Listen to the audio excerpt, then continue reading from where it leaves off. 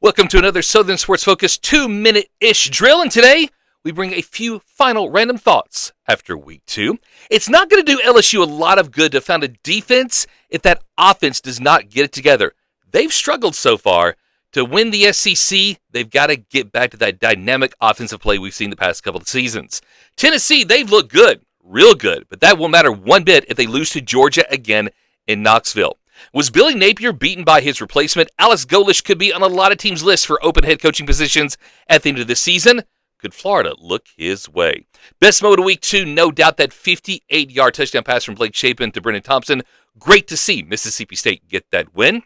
Clemson, they have the talent to win the ACC, but the first 2 weeks of the season, they have not looked good. Vegas has a lot of confidence in them this week, a 6.5-point favorite versus Georgia Tech. But would anyone be surprised if the Ramblin' Wreck wins? I know I won't. It's still too early to know how meaningful a lot of what we see actually is, but the combination of O.C. Ben Arbuckle and quarterback John Mateer looks like one that can make Oklahoma a real threat for the playoff. The caveat to that, they need to find a running game to keep opponents from focusing on Mateer. I'm calling it now. South Florida will be the G5 representative in the college football playoff. If you haven't seen South Carolina's Vakari Swain do on punt returns, do yourself a favor and look it up. The guy is electric.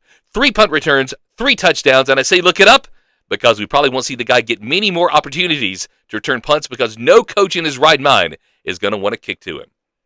If you bought Ole Miss as an SEC contender, it might be time to sell. Yeah, I know it's early, but quarterback Austin Simmons has already thrown 4 interceptions, and the Rebs are 114th in the nation in rushing defense while playing Georgia State and Kentucky.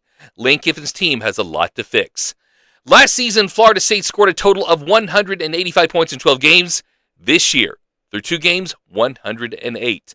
Don't know how far this FSU team can go, but the turnaround in play and in attitude is something that cannot be denied. Brian Kelly says it is crazy that Billy Napier's on the hot seat. Now, look, I get showing respect to a fellow coach and opponent, but it shocks me how many of these guys seem to not get. Ultimately, it's about results. It doesn't matter how well you recruit or how much you're respected in the coaching inner circle or whatever. Ultimately, the job is winning, and Billy Napier is not getting that job done. And who didn't love seeing the border war renewed? Kansas versus Missouri is a game we have to see annually. Those are my final thoughts on week 2 in this 2-minute-ish drill on Southern Sports Focus. Like, subscribe, tell me what you think, and have a great day, all.